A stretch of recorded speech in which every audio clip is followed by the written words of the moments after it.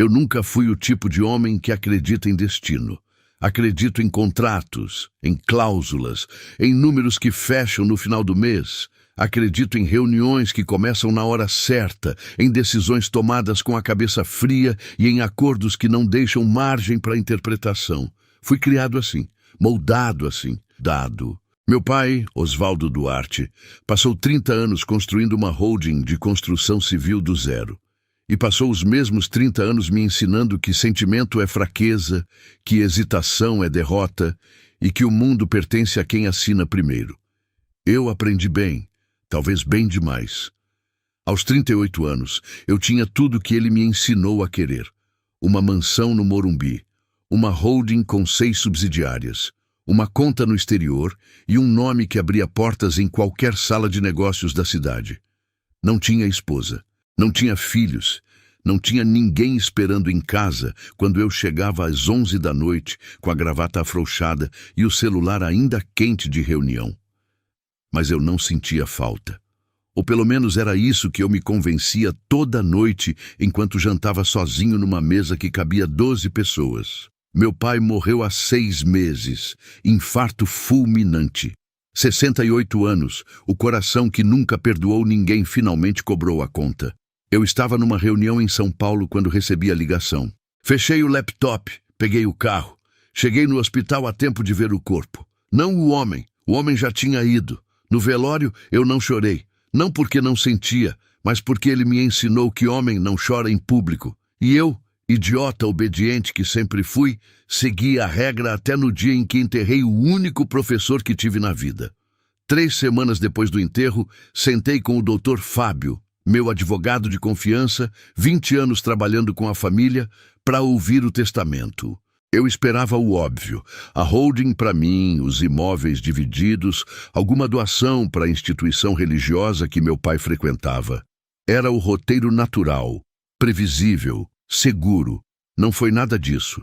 Você precisa entender o que eu senti quando o Dr. Fábio começou a ler aquela cláusula. Ele leu devagar, como quem sabe que a bomba vai explodir e quer dar tempo para o outro sair da sala antes. Mas eu não saí. Fiquei parado na cadeira de couro do escritório, enquanto as palavras iam caindo uma por uma como pedras dentro d'água.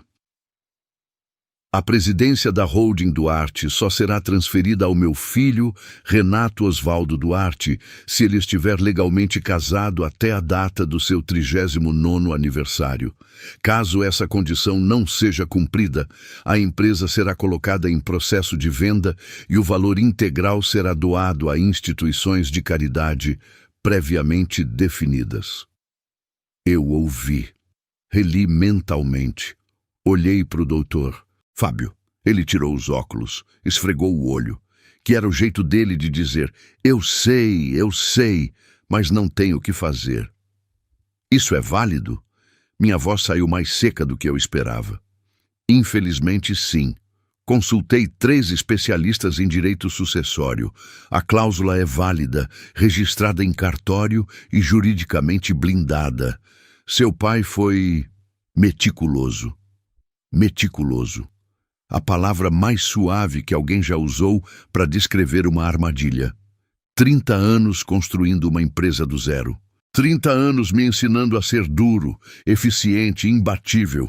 E no último ato da vida dele, meu pai me deixou uma cláusula matrimonial como se eu fosse personagem de novela das 6.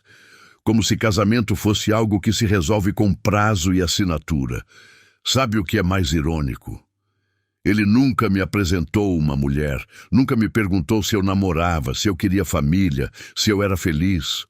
Em 38 anos de vida, meu pai me perguntou sobre faturamento, margem de lucro, participação de mercado, nunca sobre o coração. E agora, do túmulo, ele me mandava casar em 30 dias. Tentei contestar na justiça. O Dr. Fábio já sabia que ia ser inútil. Me avisou antes de eu contratar o escritório especializado. Gastei 2 semanas e uma fortuna em honorários para ouvir o que ele já tinha me dito. A cláusula era de ferro. Meu pai conhecia advogados melhores que os meus. Então, numa manhã de segunda-feira, 28 dias antes do meu aniversário de 39 anos, eu liguei para o doutor. Fábio com a única solução que me restava. Fábio, eu preciso de uma esposa. Não de um casamento, de uma esposa. Contrato de 2 anos, tudo documentado. Ela recebe uma mensalidade durante o período e uma indenização no divórcio. Sem envolvimento emocional, sem complicação. Eu preciso de uma mulher que entenda que isso é um acordo comercial e nada mais. O silêncio do outro lado da linha durou 3 segundos. Renato, você sabe que isso é... Eu sei o que é. Você consegue ou não consegue? Ele conseguiu. Levou 1 semana, não foi fácil. E você precisa entender por quê. Porque nenhuma mulher de bom senso quer casar com um homem que ela mal conhece, por contrato, com data de vencimento. Por mais dinheiro que tenha na proposta, a maioria ouvia a proposta e desligava. Algumas riam. Uma mandou um palavrão por mensagem de voz que até hoje eu respeito pela criatividade. E então o Dr. Fábio me ligou numa tarde de quinta-feira. Renato, encontrei uma situação. Ele nunca dizia, encontrei uma pessoa. Era sempre uma situação. Porque para ele, igual a mim, tudo era logística. É uma jovem de 27 anos, florista. Mora com a avó idosa numa casa que está ameaçada de leilão judicial por causa de uma dívida antiga do pai dela. 380 mil reais. O pai morreu quando ela tinha 15 anos e deixou a dívida. O leilão é em 45 dias. Ela aceita? Ainda não conversei com ela, mas a situação dela é... Ele pausou, desesperado o suficiente para pelo menos ouvir. Eu não gostei da palavra desesperada, mas eu também tinha prazo. E quando você tem prazo, você para de ter o luxo do desconforto moral. No dia seguinte, o Dr. Fábio foi até uma floricultura num bairro popular da Zona Sul. Eu não fui, por escolha deliberada. Não queria que ela sentisse pressão da minha presença. Queria que fosse uma conversa limpa, uma proposta de negócio como qualquer outra. Ele me ligou 2 horas depois. Eu estava no escritório, fingindo revisar um relatório trimestral enquanto esperava. Ela recusou de imediato. Quanto tempo você deu para ela pensar? Ela não pediu tempo, disse que não se vendia. E você explicou que não é. Eu expliquei tudo, Renato. Ela é inteligente, entendeu perfeitamente a proposta e recusou. Fiquei em silêncio por um momento. Uma florista de bairro com uma dívida de quase 380 mil reais e um leilão em 45 dias, recusando uma proposta que pagaria tudo isso e ainda deixaria dinheiro sobrando. Por princípio. Senti algo que eu não esperava sentir naquele momento, respeito, genuíno, involuntário. E o que ela disse exatamente? Ela disse, eu não me vendo.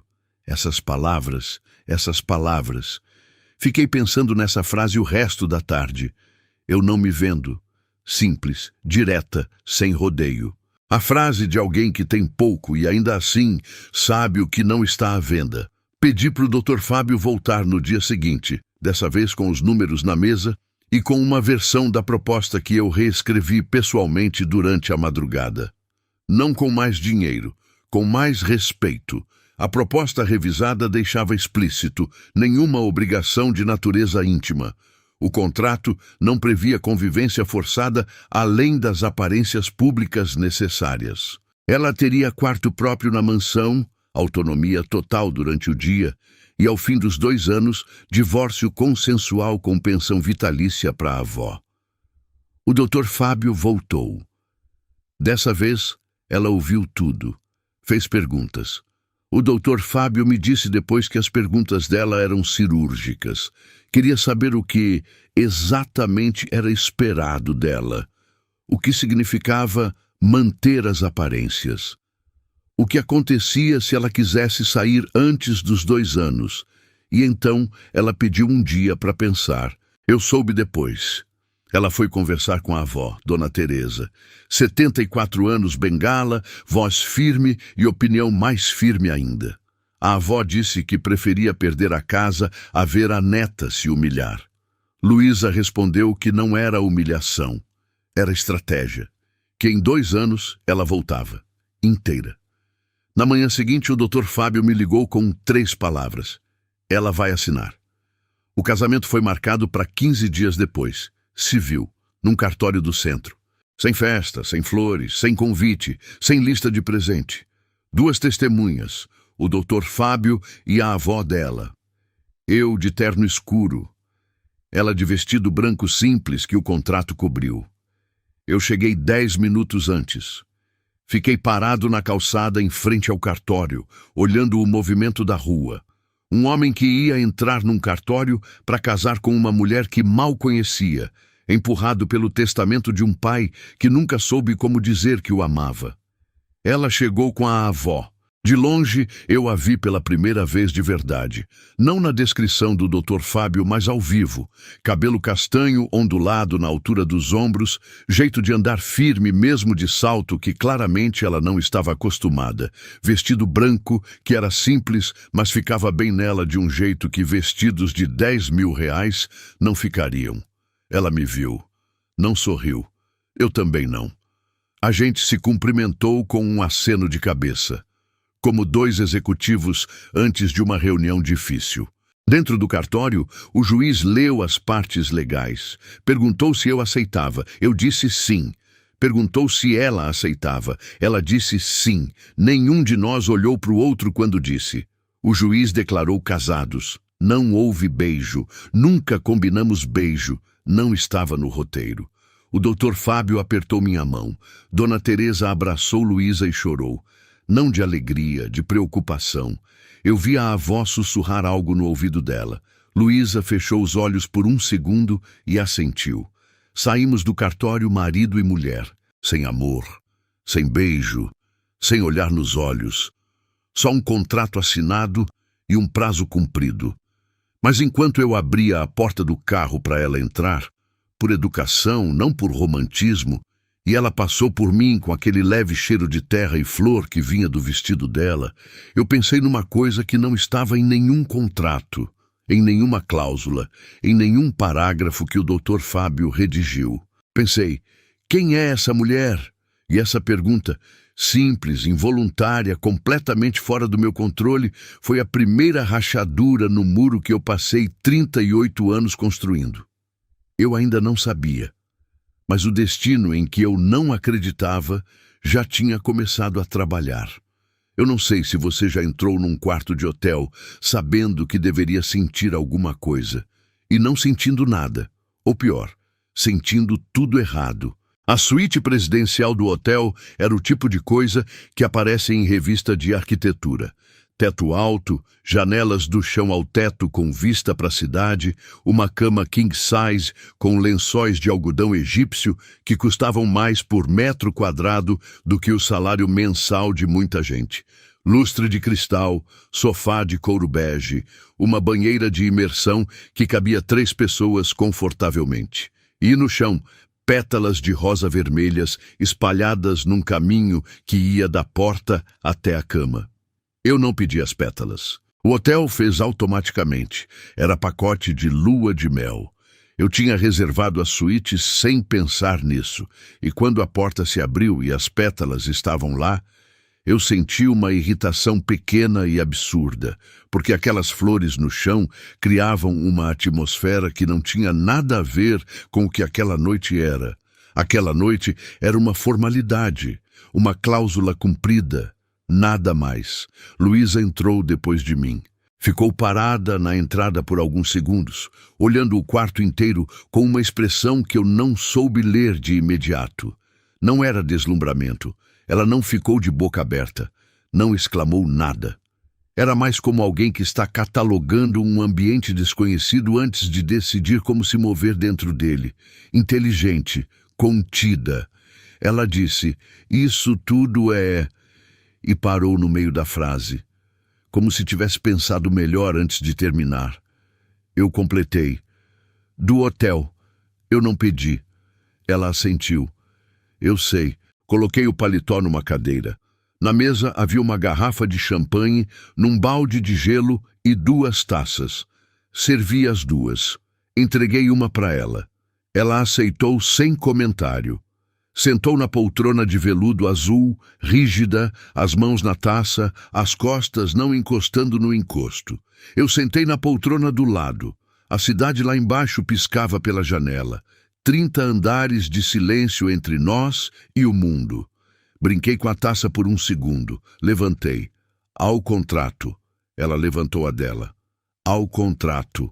Bebemos. Nenhum dos dois olhou para o outro enquanto fazia isso.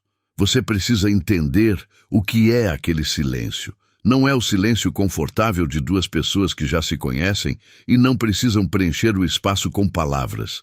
É o silêncio tenso de duas pessoas que assinaram um documento umas horas antes e agora estão num quarto de hotel com uma cama de casal e uma convenção social chamada Noite de Núpcias, pairando no ar como fumaça. Eu não sou ingênuo. Sabia que a situação tinha um peso que o contrato não resolvia. O Dr. Fábio tinha sido claro. Nenhuma obrigação íntima. Mas, clara ou não, a obrigação social existia. E os dois sabíamos disso sem precisar falar. Me levantei.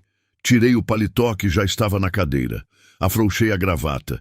Depois tirei a camisa. Não por sedução, não por intenção. Estava quente. Era hábito. Em casa, eu tirava a camisa assim que chegava. Não pensei no contexto. Quando olhei para ela, Luísa tinha desviado o rosto. Olhava pela janela com uma aplicação de atenção que a cidade não merecia naquele momento. E então eu entendi o que eu tinha feito sem pensar. Luísa, ela virou devagar. Eu não vou te forçar a nada. Eu não sou esse tipo de homem. Ela me olhou por um segundo. Os olhos dela eram castanhos.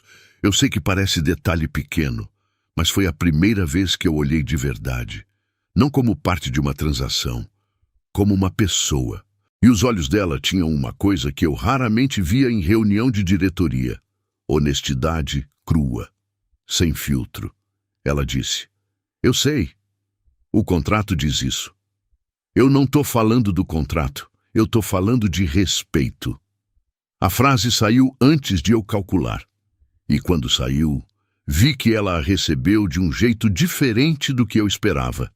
Não com alívio imediato, com surpresa, como alguém que estava preparada para um tipo de homem e encontrou outro. O silêncio depois da frase foi diferente do primeiro. Menos tenso, mais pesado, mas de um jeito diferente. O jeito que uma conversa fica pesada quando começa a ser real. Ela se levantou da poltrona. Devagar. Caminhou até onde eu estava.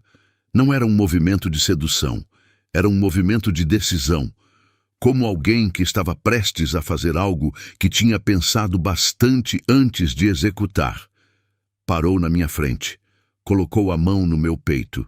Não com força, com leveza. A palma aberta, os dedos fechados, o toque de quem não está agarrando, está apenas tocando, para confirmar que é real, que a pessoa do outro lado é real.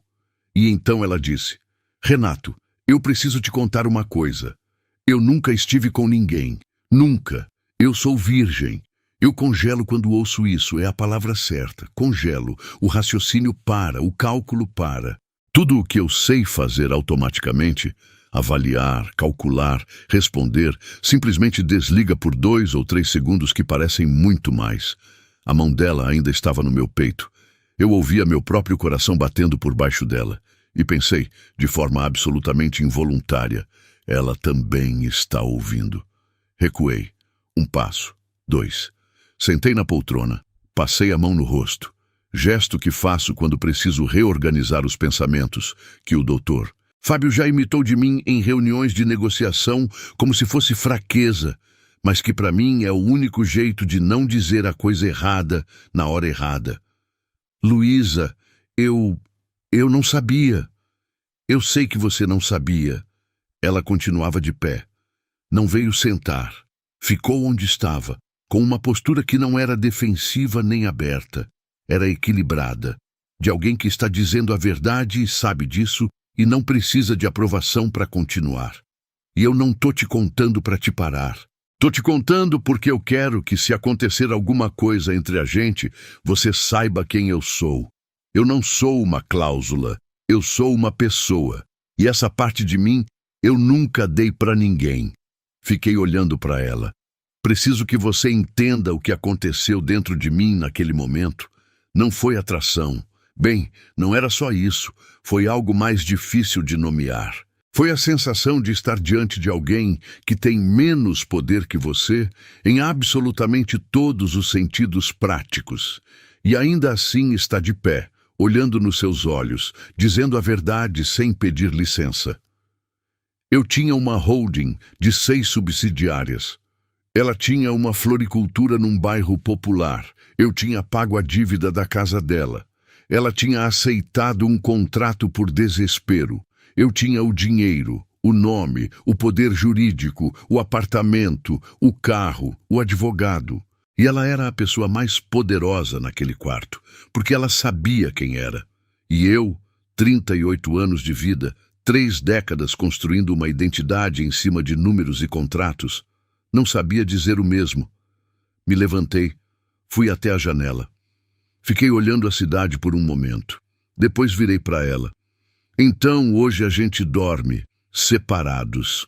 Você fica com a cama, eu fico com a poltrona. E se algo acontecer entre a gente, vai ser porque os dois querem.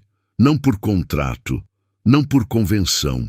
Não porque é noite de núpcias e é isso que se faz. Porque os dois querem. Ela me olhou por um longo segundo e então sorriu. Não foi um sorriso grande, não foi o tipo de sorriso que ilumina a sala. Foi pequeno, discreto, como alguém que esperava uma coisa e recebeu outra, e ainda está processando a diferença. Mas foi real. O primeiro sorriso real que eu vi nela desde o cartório. Obrigada. Não me agradece, é o mínimo. Ela pegou a taça de champanhe que tinha sobrado na mesa. Bebeu o resto. Colocou a taça de volta.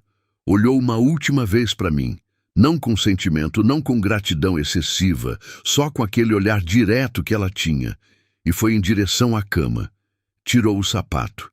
Dobrou o véu que estava jogado na cadeira. Deitou com o vestido de noiva ainda, porque mala não tinha, porque noite de núpcias de verdade não estava nos planos. Puxou o lençol até o ombro. E em menos de 10 minutos, pelo ritmo da respiração, eu sabia que ela estava dormindo. Eu fiquei na poltrona. Peguei a taça que sobrou. Bebi devagar. Olhei o teto com o lustre de cristal que ninguém tinha pedido. Olhei as pétalas de rosa no chão que eu não tinha mandado colocar. Olhei a cidade lá fora com seus 30 andares de distância. E fiquei ouvindo ela respirar. Tem algo absolutamente desconcertante em ouvir alguém dormir quando você não consegue. Especialmente alguém que você não conhece. Especialmente num quarto de hotel que deveria ser apenas uma formalidade contratual. Ela dormia com uma tranquilidade que me irritou levemente. Não por maldade, mas porque eu estava ali com a cabeça girando em 1000 direções e ela tinha simplesmente fechado os olhos e partido. Como se, depois de dizer o que precisava dizer, o corpo dela tivesse se permitido descansar. Missão cumprida. Verdade dita. Pode dormir. Eu fiquei me perguntando como era isso. Dizer a verdade e depois simplesmente descansar. Nunca aprendi essa habilidade. Meu pai não ensinava. Meu pai ensinava a guardar, a calcular, a usar a informação no momento certo. Nunca a simplesmente falar e soltar. Em algum momento depois da meia-noite me levantei. Peguei uma manta que estava dobrada no sofá. Cobri ela. O vestido de noiva não aquecia bem. E o ar-condicionado do hotel era gelado. Ela não acordou. Não se mexeu, apenas respirou.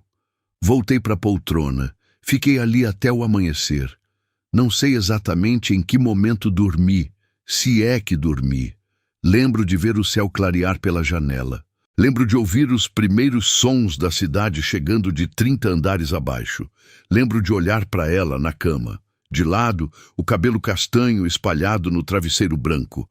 A manta que eu tinha colocado ainda no lugar. E lembro de pensar uma coisa que não estava em nenhum contrato, que o Dr. Fábio não tinha previsto, que meu pai certamente nunca imaginou quando escreveu aquela cláusula maldita no testamento. Eu não sei nada sobre essa mulher.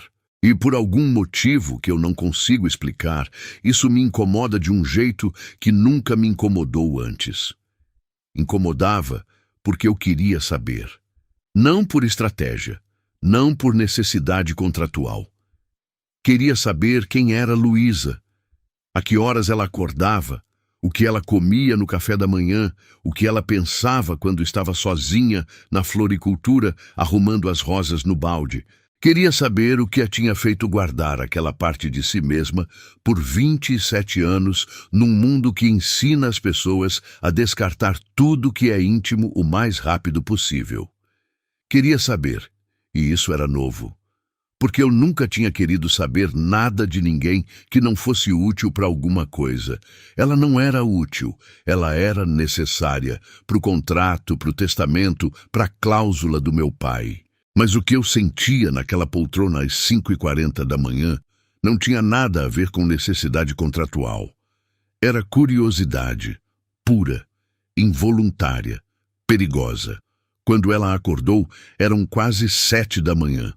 Abriu os olhos devagar, olhou o teto, olhou o quarto, lembrou onde estava, virou o rosto e me encontrou na poltrona, sentado, gravata no chão ao lado, terno amarrotado.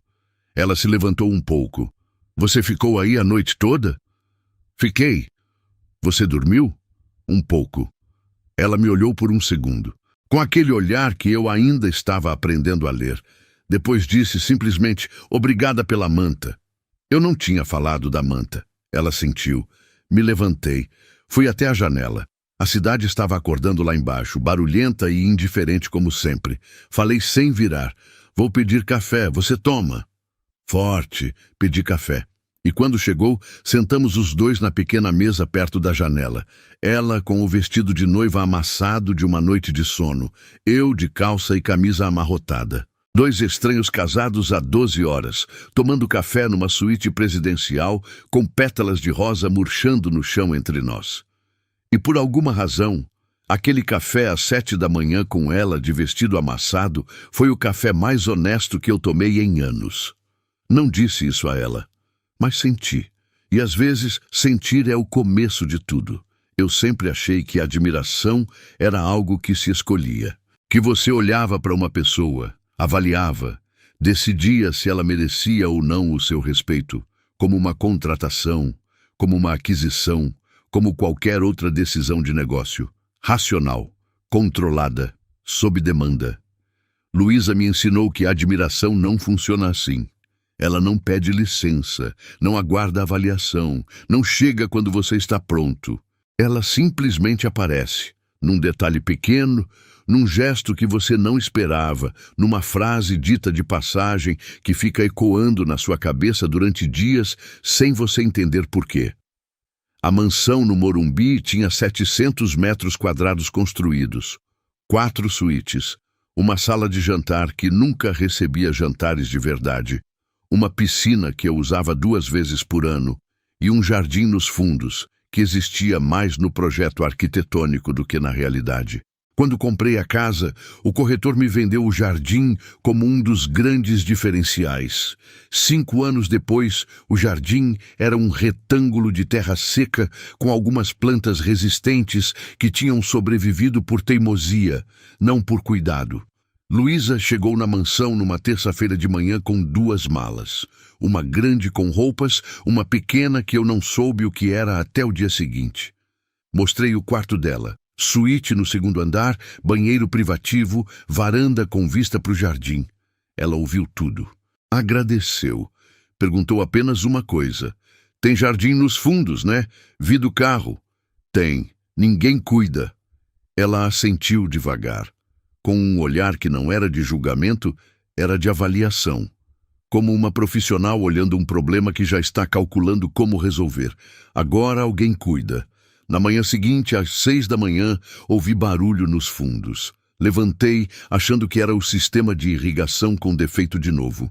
Fui até a janela do escritório. que dava para os fundos, e vi Luísa de joelhos na terra, de calça velha, camiseta larga, cabelo preso com um clipe de plástico, as mãos metidas direto na terra sem luva. A mala pequena era de ferramentas de jardinagem. Pá! Tesoura de poda, suporte para planta, saquinhos de sementes. Ela tinha acordado antes do amanhecer para trabalhar num jardim que não era dela em nenhum sentido que importasse legalmente.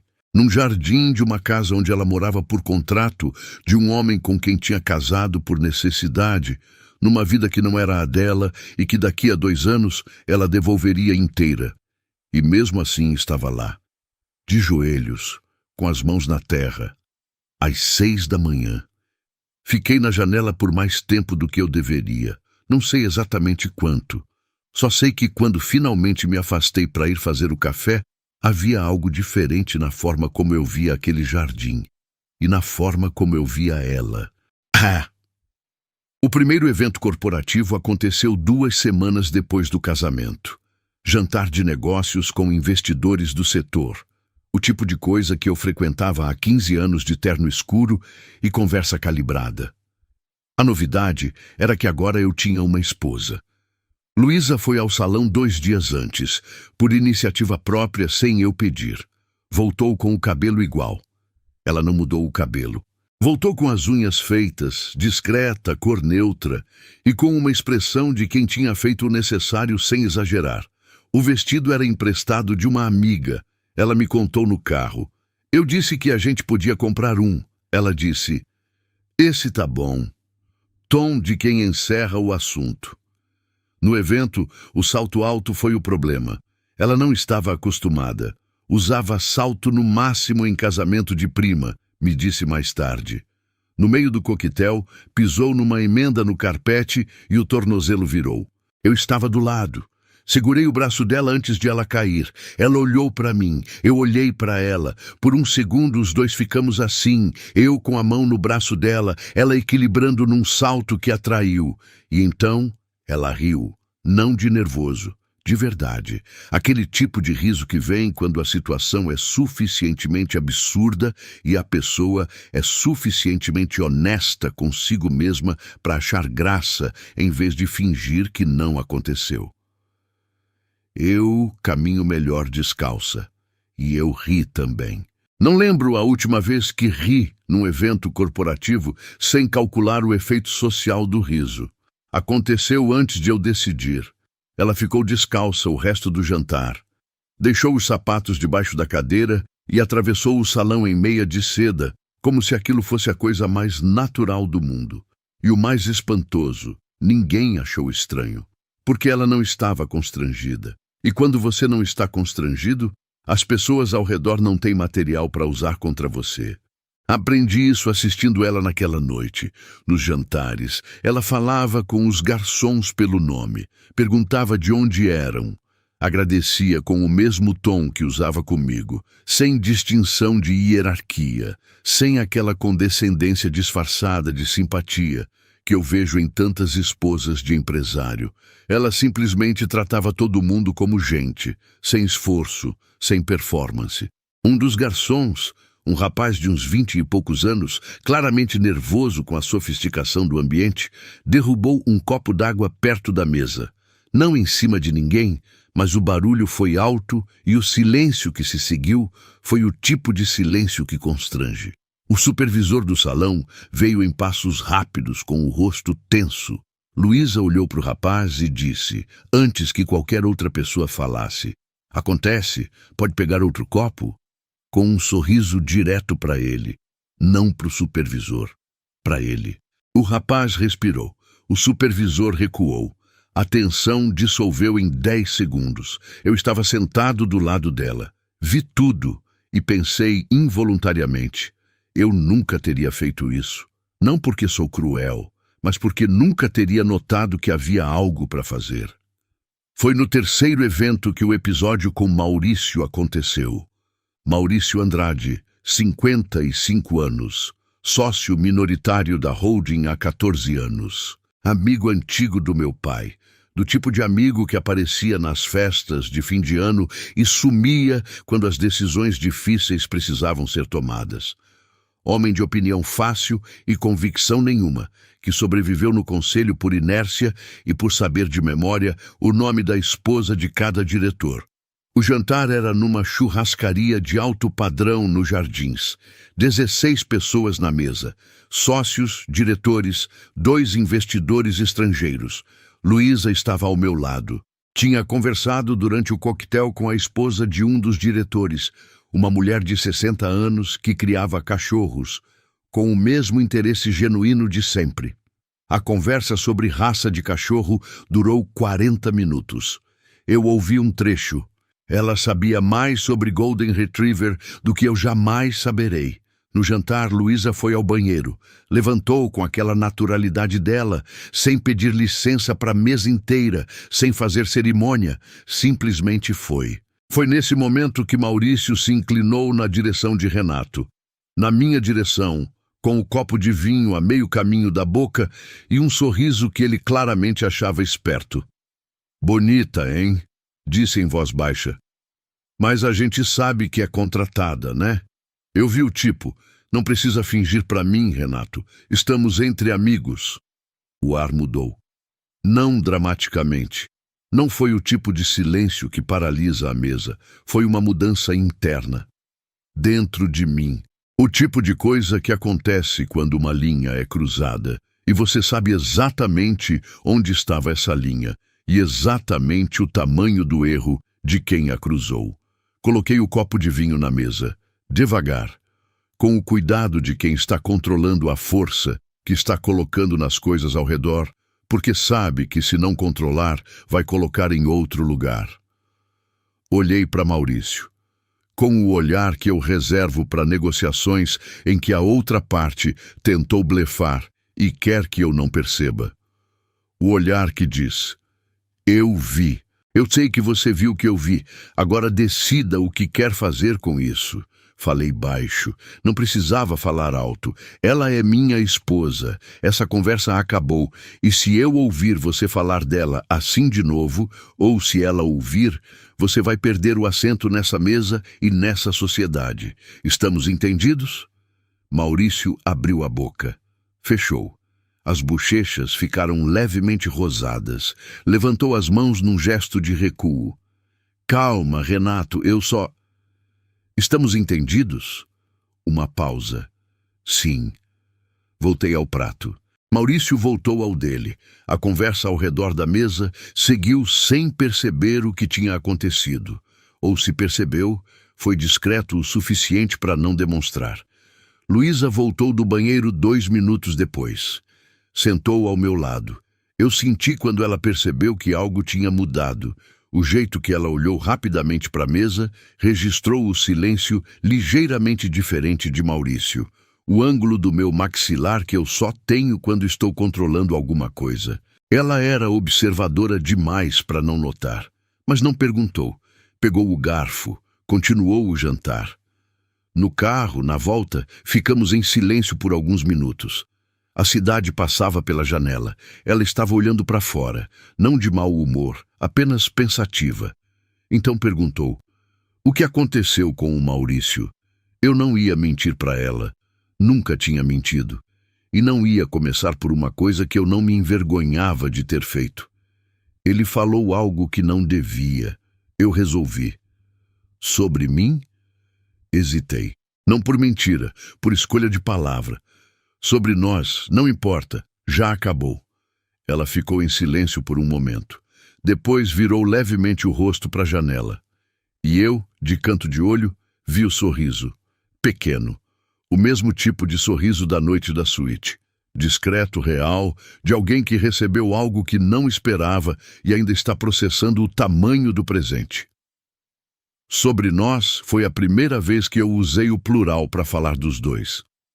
Eu só percebi isso porque ela percebeu primeiro. A rotina foi se construindo sem que nenhum dos dois decidisse construí-la. Essas coisas acontecem assim. Você não agenda uma rotina, ela simplesmente aparece quando duas pessoas compartilham espaço por tempo suficiente. Café da manhã na cozinha. Ela acordava cedo, eu acordava tarde, mas comecei a acordar mais cedo sem entender por quê, até entender que era porque o café dela estava pronto a uma certa hora, e eu tinha descoberto que café de coador às 7 da manhã era melhor que café de cápsula a qualquer hora. Ela me ensinou a fazer o café, mostrou a proporção, a temperatura da água, o tempo de coar. Ficou parada do lado me assistindo com o olhar de quem está ensinando uma criança a amarrar o sapato, paciente, sem julgar, pronta para corrigir sem humilhar. Eu disse, é melhor que o da máquina de R$ 8.000 que eu tenho. Ela disse, o café nunca é sobre a máquina. E foi embora regar o jardim. Fiquei na cozinha com a caneca na mão pensando que ela tinha acabado de dizer a coisa mais simples do mundo e que eu levaria dias para parar de pensar nela. As conversas da varanda começaram por acidente. Uma noite eu estava lá com um copo de uísque, tentando descomprimir depois de uma reunião de conselho que tinha ido mal. Ela apareceu com uma caneca de chá, sentou na outra cadeira sem perguntar se eu queria companhia. Não por falta de educação, mas porque havia algo na forma como ela se movia pelo espaço que era sempre seguro e nunca invasivo. Ficamos um tempo em silêncio. Depois, ela perguntou sobre o trabalho. Não por obrigação de esposa. Pelo tom, era curiosidade genuína. Eu contei mais do que eu pretendia. Sobre o conselho. Sobre os sócios que tinham sido aliados do meu pai e agora testavam os limites comigo, sobre a pressão de gerir uma empresa que carregava o nome da família sem ter o pai por perto pela primeira vez na vida. Ela ouviu, não interrompeu, não deu conselho imediato. Ouviu com o tipo de atenção que faz você continuar falando, porque você sente que o que você está dizendo está chegando de verdade do outro lado. Quando eu terminei, ela ficou em silêncio por um momento. Depois disse, ele nunca disse que te amava? A pergunta me pegou de flanco. Meu pai? Sim.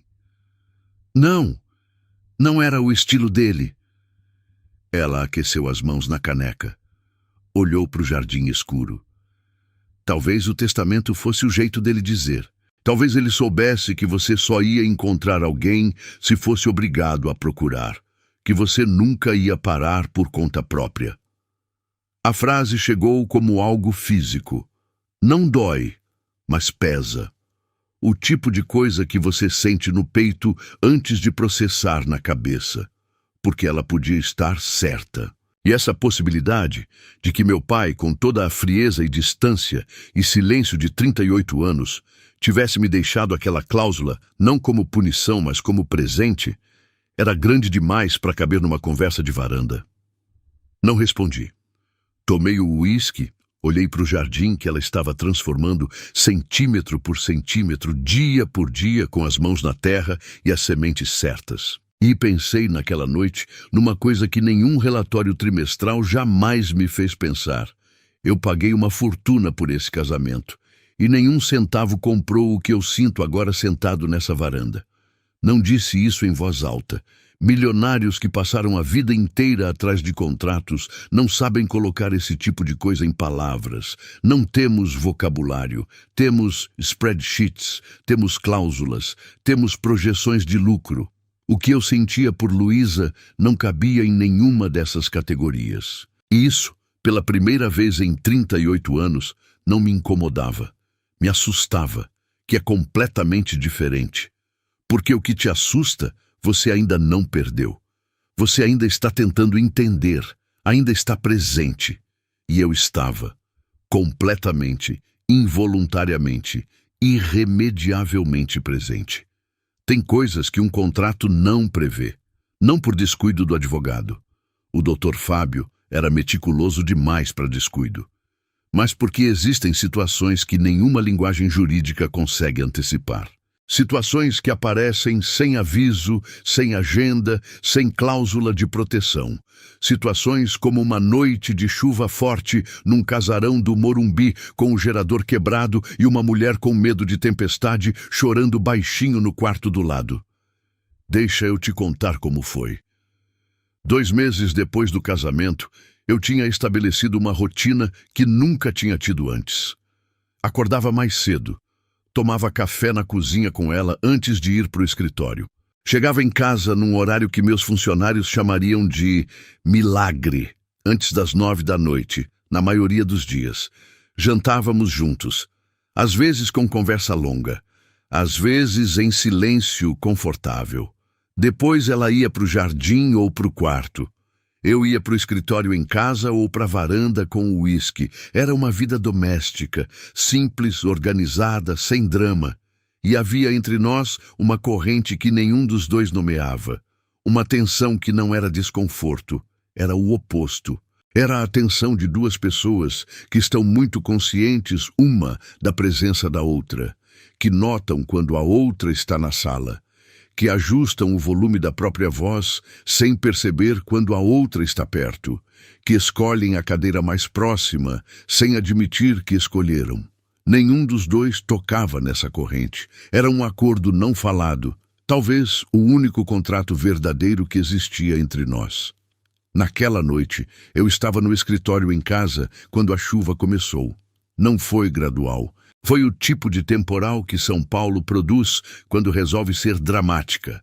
Do nada, com força total, raio e trovão embutidos sem aviso. Em 15 minutos, a chuva estava batendo nas janelas com o barulho de quem quer entrar. A luz piscou 3 vezes. Depois, apagou. A mansão inteira ficou no escuro. O gerador deveria ter acionado automaticamente. Tinha acionado toda a vez anterior. Dessa vez, não. Fui até o painel no corredor com a lanterna do celular. O gerador tinha uma falha elétrica que o técnico tinha avisado semanas antes e que eu não tinha mandado resolver porque estava em viagem e depois esqueci e depois não pensei mais. Resetei o painel. Nada. Tentei o secundário. Nada. Liguei para o técnico de plantão, que me disse que podia vir na manhã seguinte porque aquela chuva não permitia deslocamento seguro. Fiquei no corredor escuro com o celular na mão e o barulho da chuva pesada no telhado. Foi quando ouvi. Fraco, quase inaudível, mas inconfundível. Luísa estava chorando. Não era o choro alto de quem quer ser ouvido. Era o choro contido de quem está tentando não ser. Aquele tipo específico de choro que se faz quando você tem vergonha do próprio medo e está sozinho o suficiente para pensar que ninguém vai notar. Fui até a porta do quarto dela. Bati com os nós dos dedos. Devagar. Luísa, tá tudo bem? Silêncio por alguns segundos. Depois a voz dela, um pouco rouca, controlada demais para ser natural. Tô bem. Não tá. Da pausa mais longa. Eu tô com medo, desculpa, eu sei que é bobagem. Eu poderia ter dito que não era bobagem e ficado no corredor. Seria o suficiente, educado, respeitoso, dentro dos limites que os dois tínhamos estabelecido. Mas havia algo na voz dela que não me deixou ficar do lado de fora.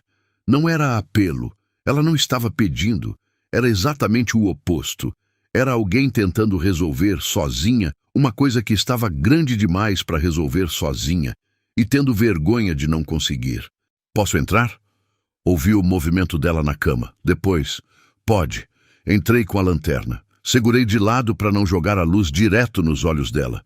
O quarto estava escuro, exceto pelo clarão intermitente dos raios lá fora, que era exatamente o problema. Eu entenderia melhor depois.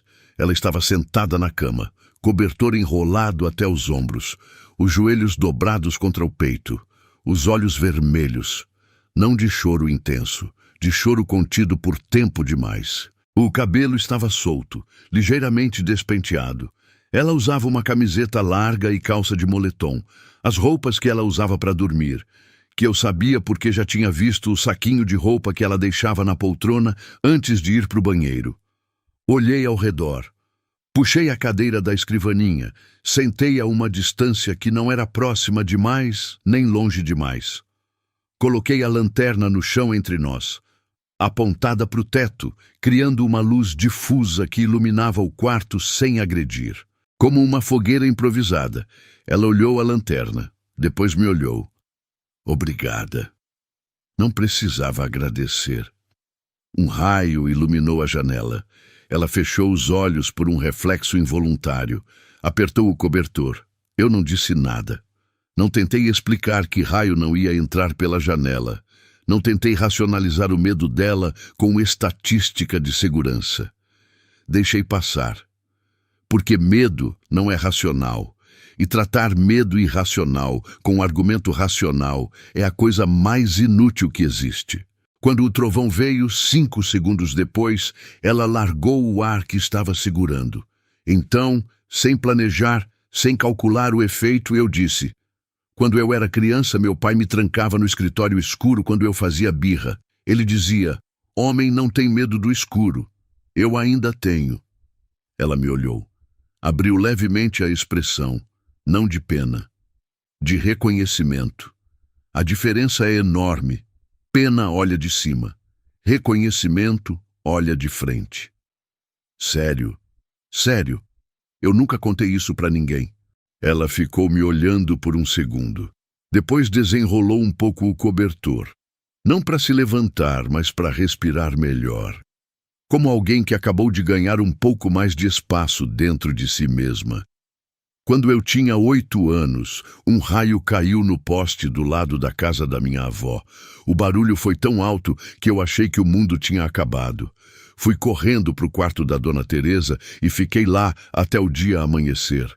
Ela ficou com a mão na minha cabeça a noite inteira. Pausa.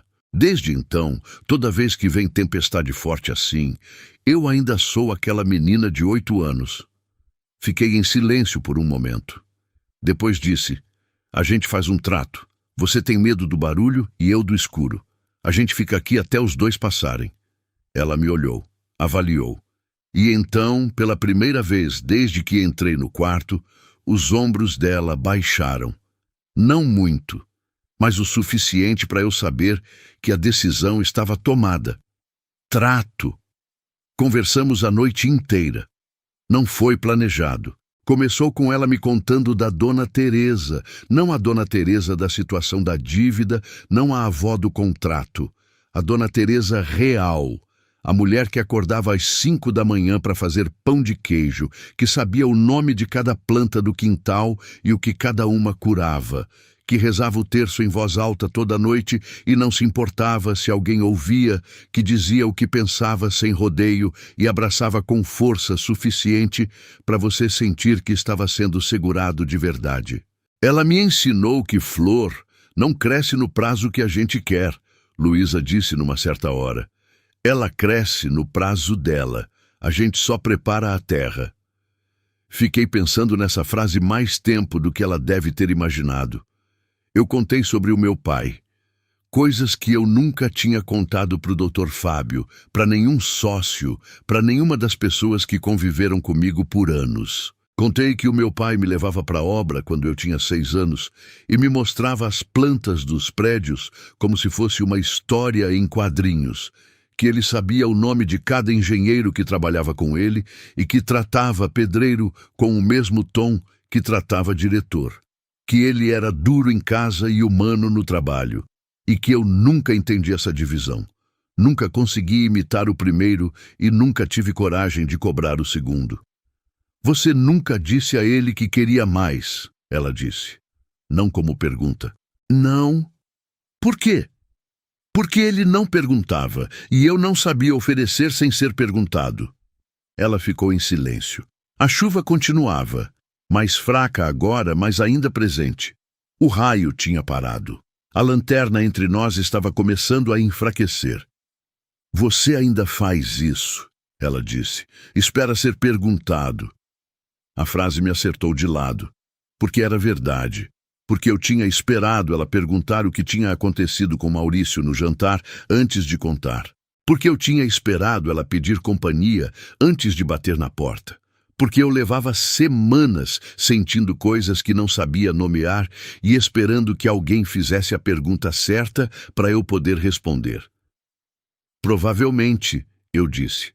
Não precisa esperar, ela disse. Simplesmente, sem drama, como quem oferece água. Não porque a pessoa pediu, mas porque é a coisa óbvia a fazer quando alguém está com sede. Não respondi, mas ouvi. E ficou. Falamos sobre sonhos, não os de carreira, os de infância. Ela queria ter uma floricultura própria um dia, não grande, uma loja pequena, com nome, com identidade, com as flores que ela escolhesse, com um jardim dos fundos onde ela pudesse cultivar o que vendia. Queria que a Dona Teresa ficasse na caixinha na entrada e conversasse com os clientes, porque ela tinha jeito com gente que nenhum curso de atendimento ensina. Eu ouvi cada detalhe, sem interromper, sem sugerir como tornar isso mais lucrativo ou escalável, que seria meu reflexo natural. Só ouvi. Ela perguntou o que eu tinha sonhado quando era criança. Fiquei um tempo sem responder, não porque estava evitando, mas porque estava procurando de verdade.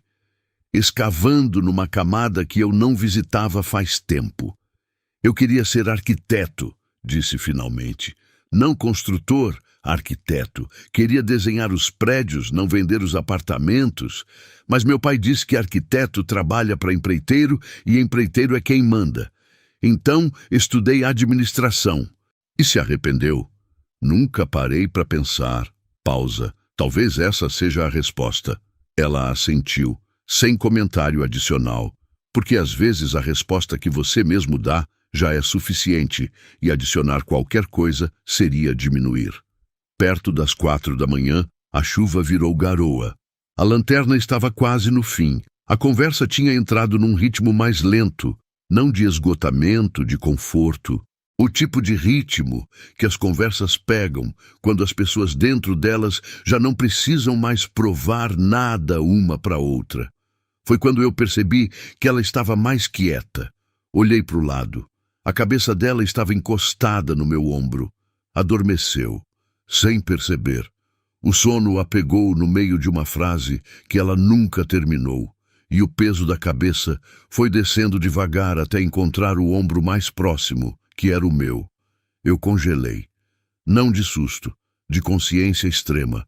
A consciência de cada detalhe daquele momento, o peso leve da cabeça dela no meu ombro, o cheiro de shampoo de coco que ela usava, eu tinha notado antes, mas nunca tinha ficado perto o suficiente para sentir por mais de um segundo. A respiração dela ficando mais funda, mais regular, o corpo inteiro cedendo para o sono, com aquela confiança involuntária de quem adormece, perto de alguém, sem calcular se é seguro. Ela não tinha calculado. Tinha simplesmente dormido.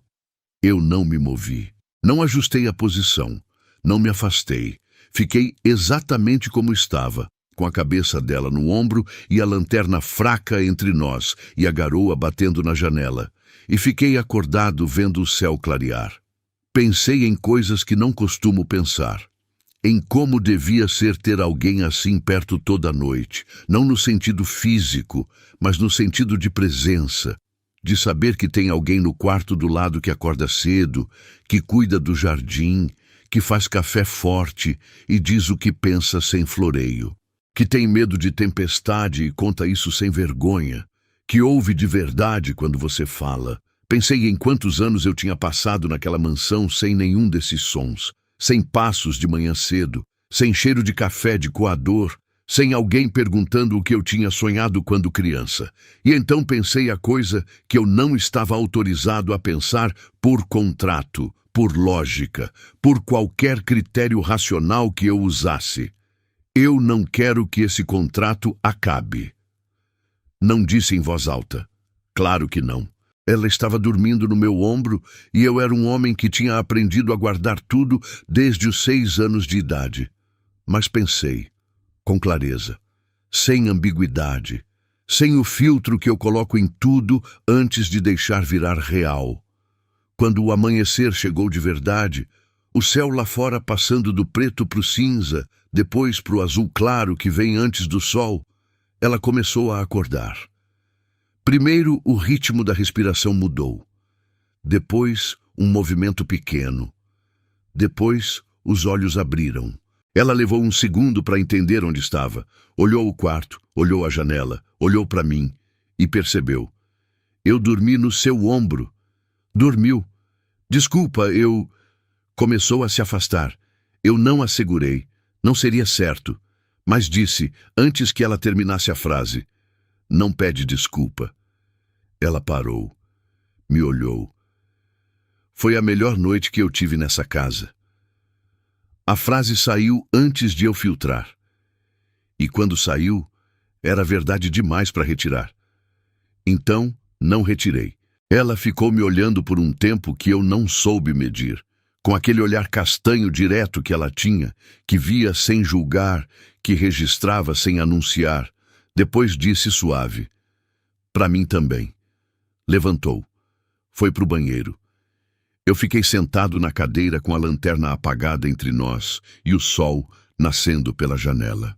E pela primeira vez desde que meu pai morreu, desde que li o testamento, desde que assinei o contrato, desde que entrei naquela mansão como dono de tudo e vazio de dentro, eu senti o que é acordar num lugar e não querer sair. Não querer sair porque o lugar era bom. Não queria sair porque ela estava lá. Eu preciso te contar uma coisa sobre silêncio. Existe o silêncio vazio, aquele que você encontra quando chega em casa tarde e a casa não tem ninguém e o único barulho é o do ar-condicionado e dos próprios passos. Eu conhecia esse silêncio muito bem. Tinha convivido com ele por anos. Tinha aprendido a não notar ele, que é diferente de estar em paz com ele. E existe o silêncio cheio, o silêncio que existe entre duas pessoas que estão muito conscientes uma da outra e não precisam de palavra para saber que a outra está lá, que sentem a presença antes de ver, que ajustam o próprio corpo, o próprio ritmo, sem decidir fazer isso. Depois daquela noite de chuva, o silêncio entre mim e Luísa virou cheio. Não foi uma decisão, foi uma consequência. Quando você passa uma noite inteira conversando no escuro com alguém, contando coisa que nunca contou, ouvindo coisa que muda a forma como você vê o mundo, você não volta ao estado anterior. Não tem como. A parede que existia entre nós não tinha caído de uma vez. Tinha ficado porosa. E o que vazava pelos dois lados já não tinha como voltar. A diferença estava nos gestos, pequenos, quase imperceptíveis, se você não estivesse prestando atenção. Mas eu estava, porque aprendi a prestar atenção nela antes de entender que estava fazendo isso. Quando eu falava com ela agora, minha mão tocava o braço dela, não com intenção, com naturalidade. Como se o corpo tivesse decidido antes da cabeça que aquele era o comprimento certo entre nós. Ela não se afastava. Ficava parada naquele toque por um segundo mais do que o necessário. Depois, continuava o que estava fazendo. Ele ajustava o cabelo dela quando uma mecha caía no rosto. Eu fazia isso, sem pensar. Só depois que minha mão já estava no caminho, eu percebia o que estava fazendo. E não recuava, porque recuar seria mais estranho do que continuar. No jantar, a gente tinha parado de sentar nas extremidades da mesa longa. A mesa cabia 12 pessoas. A gente jantava lado a lado num dos cantos, os pratos próximos, os copos às vezes se tocando na mesma rodada de conversa. Nenhum dos dois comentou, mas os dois sabíamos. Um mês depois da noite da chuva, era uma manhã de sábado, sem compromisso corporativo, sem evento, sem reunião. O tipo de manhã que eu antes passava no escritório por hábito, porque não havia outra opção de lugar onde eu soubesse o que fazer comigo mesmo. Dessa vez fiquei em casa. Luísa estava no jardim desde as 6. Eu vi pela janela enquanto tomava o primeiro café. Ela de joelhos na terra perto do canteiro novo que tinha aberto na semana anterior, plantando rosas vermelhas. Não as rosas que ela comprava para floricultura. Eram mudas que ela tinha pedido por encomenda, uma variedade específica que levava mais tempo para abrir, mas durava mais depois de aberta. Ela me contou isso numa das conversas da varanda.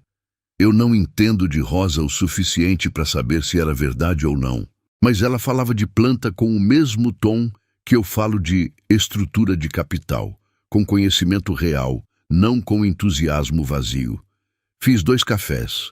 Coloquei nas canecas que ela tinha comprado numa feira de artesanato. Canecas de cerâmica azul escuro, com uma ranhura irregular na borda, que ela disse que era o que provava que eram feitas à mão. Eu tinha achado as canecas estranhas na hora. Agora eram as únicas que eu usava. Desci para o jardim.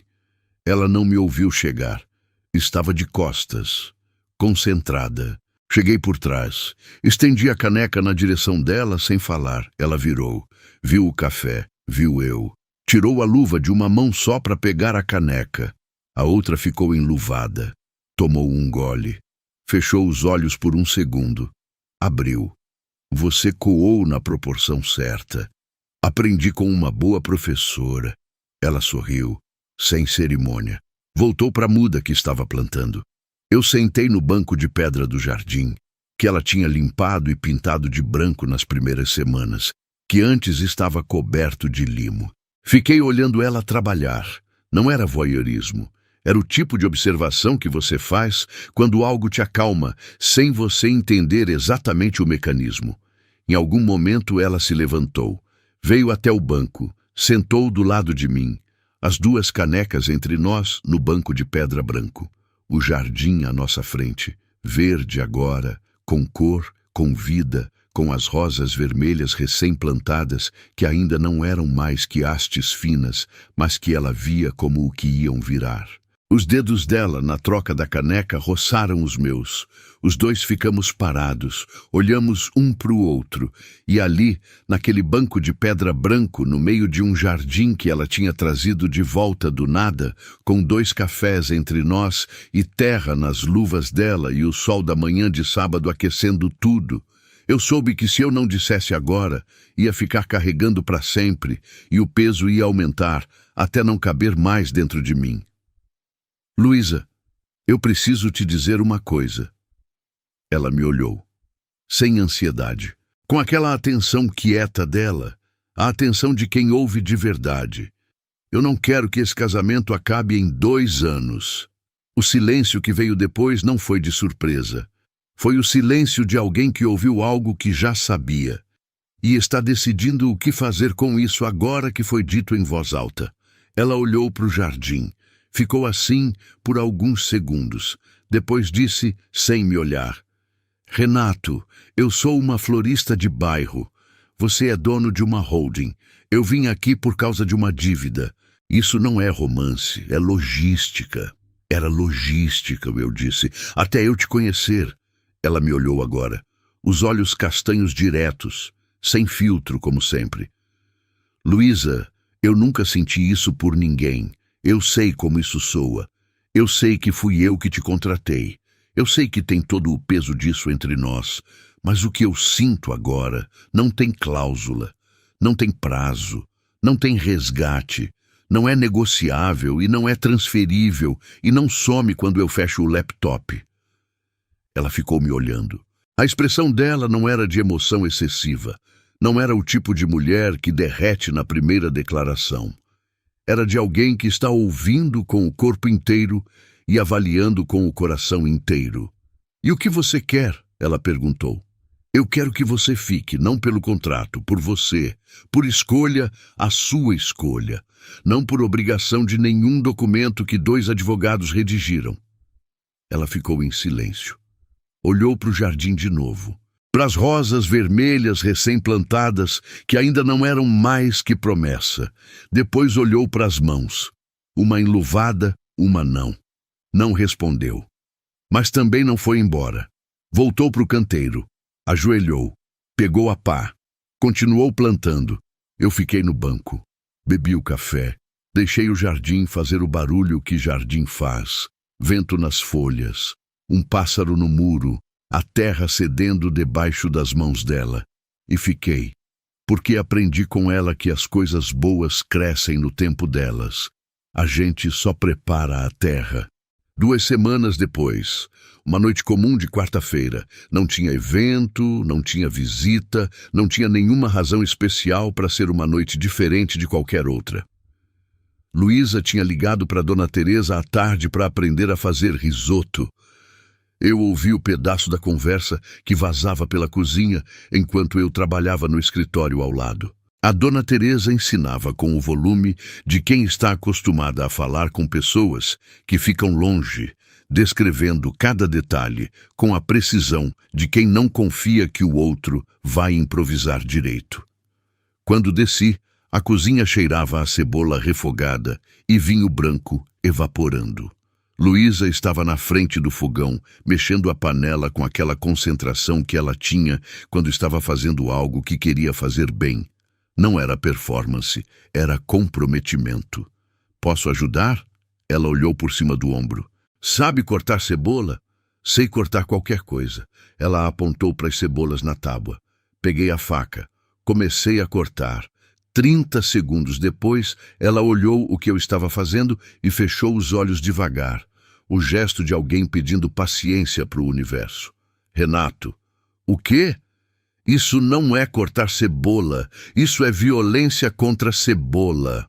Olhei a tábua. Os pedaços eram irregulares. Alguns grandes, alguns finos, alguns que tinham virado lâminas acidentais. Não era o que ela precisava para o risoto. Era o que um CEO sem prática culinária faz quando acha que sabe uma coisa que não sabe. Eu posso. Dá aqui. Ela veio até a tábua. Ficou do meu lado. Pegou a faca. Mostrou o movimento. Faca inclinada, ponta fixa na tábua, o corte vindo do pulso, ritmado, preciso. Pedaços uniformes, rápido. Eu assisti. Ela devolveu a faca. Agora você. Tentei imitar. Saiu melhor. Ainda irregular, mas funcional. Ela olhou. Razoável. Razoável é o máximo que você dá? Por enquanto. Trabalhamos na cozinha assim. Ela no fogão, eu na tábua. O risoto exigia atenção constante. Ela mexia sem parar, adicionava o caldo colher por colher, provava, ajustava. Eu cortei o que ela pediu, lavei o que ela indicou, abri o vinho que ela apontou. Era simples, era doméstico, era a coisa mais longe de qualquer reunião de diretoria que eu podia imaginar. E era o lugar onde eu queria estar. Depois do jantar, os dois limpando a cozinha, ela secando as mãos no pano de prato. Eu de costas para ela, guardando as panelas. Renato. Virei. Ela estava parada, o pano de prato ainda na mão, me olhando com uma expressão que eu não soube ler de imediato, porque era uma expressão que eu nunca tinha visto nela. Não era a expressão de avaliação, nem a de atenção quieta, nem a do sorriso discreto. Era outra coisa. Era a expressão de alguém que chegou no fim de um caminho que estava percorrendo há tempo e que só agora está vendo onde ele termina. Me aproximei. Parei na frente dela. Nenhum dos dois falou. O silêncio entre nós era uma conversa inteira, com argumento, com pausa, com conclusão. Ela levantou a mão, colocou no meu peito, exatamente como tinha feito na noite de núpcias. A palma aberta, os dedos fechados, o toque de quem não está agarrando está chegando. Mas dessa vez era diferente. Na noite de núpcias era medo. Era uma mulher colocando a mão no peito de um estranho para estabelecer a própria existência antes de dizer a verdade. Dessa vez era escolha, limpa, inteira, sem medo nenhum. Eu quero ficar, ela disse. Segurei a mão dela no meu peito. Senti o calor da palma dela por baixo da minha mão. Tem certeza? Ela não desviou o olhar. Eu nunca tive tanta certeza de nada. Naquela noite, pela primeira vez, os dois ficaram juntos. Não como acordo, não como cláusula, não como convenção de noite de núpcias ou expectativa de contrato matrimonial. Como escolha. A dela. A minha. As duas ao mesmo tempo, no mesmo instante, sem nenhuma pressão que não fosse o que os dois sentiam. Luísa entregou o que tinha guardado a vida inteira, não por obrigação, não por contrato, porque encontrou a pessoa pela qual valia a pena parar de guardar. E eu recebi com o cuidado de quem sabe, de quem foi informado e nunca esqueceu, que estava segurando algo que nenhum dinheiro compra. Algo que ela tinha escolhido guardar por 27 anos e que agora estava escolhendo o oferecer. A pessoa que recebe isso não é a mesma depois. Eu não fui. Eu não sabia que estava sendo observado pelo destino. Ninguém sabe. Você segue a vida, toma café, vai para o trabalho, volta, janta, dorme, e o destino vai costurando as coisas por baixo, sem pedir permissão e sem avisar quando termina. Você só percebe depois, quando já está no meio da coisa que ele costurou. 3 semanas depois daquela noite na cozinha, eu estava no escritório revisando um contrato de fornecimento quando ouvi Luísa no corredor. Passos diferentes, mais lentos que o habitual. Parei de ler. Não levantei. Só notei. Nos dias seguintes, continuei notando. Não de forma deliberada. Era o tipo de atenção involuntária que você desenvolve quando alguém passa a ocupar o centro da sua percepção sem que você tenha autorizado isso. Ela estava diferente. Sutil, mas diferente. O café da manhã ela começou a tomar só metade. Levantava da mesa com um gesto rápido, como alguém que precisa sair antes que o estômago decida algo inconveniente. Na primeira vez perguntei se o café tinha ficado ruim. Ela disse que não, que estava enjoada, que provavelmente era o calor. No dia seguinte, o mesmo. No terceiro dia, ela não desceu para o café da manhã. Quando desci sozinho, encontrei uma caneca de chá que ela tinha feito e deixado esfriando na pia.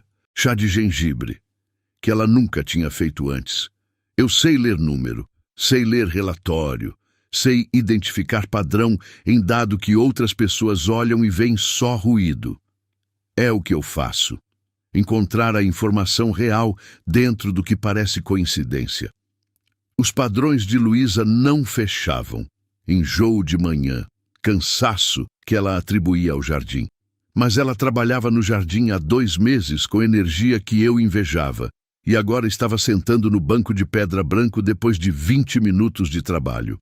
Recusa discreta do vinho no jantar.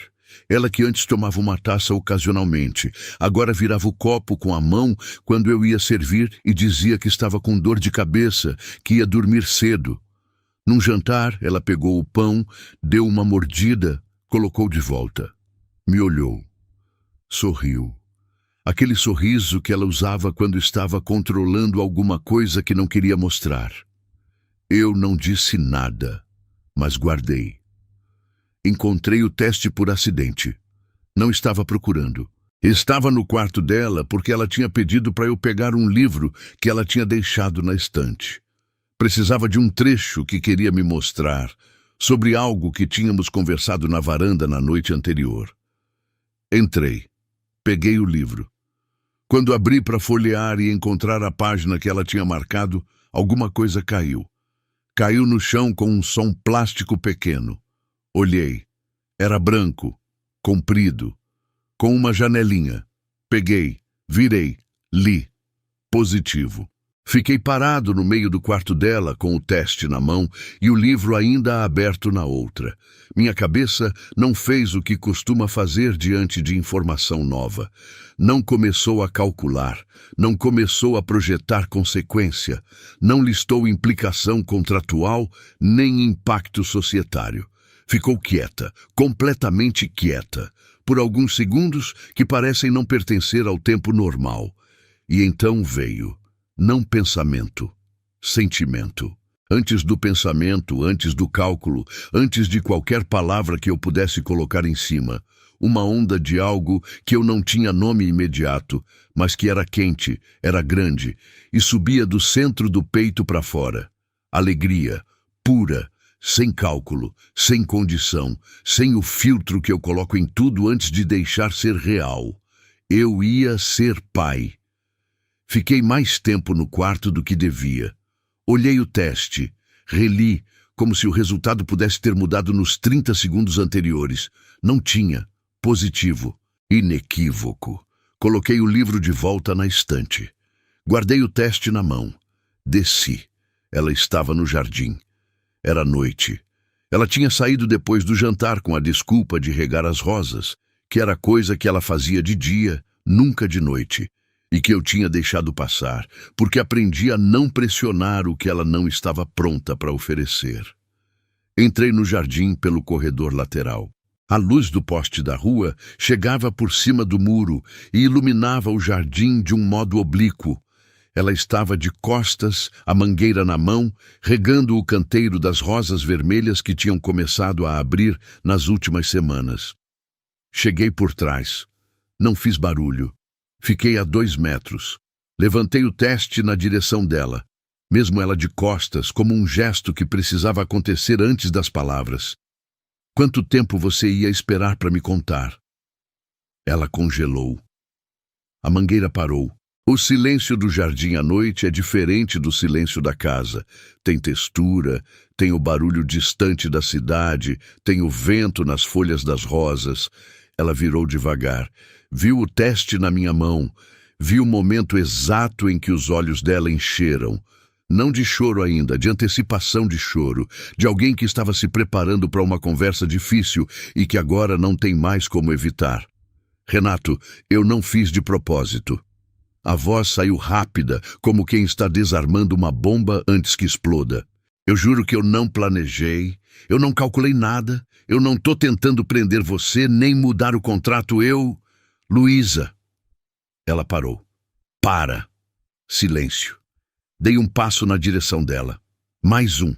Parei na sua frente. Os olhos dela estavam brilhando, segurando. Eu não tô com raiva. Ela me olhou.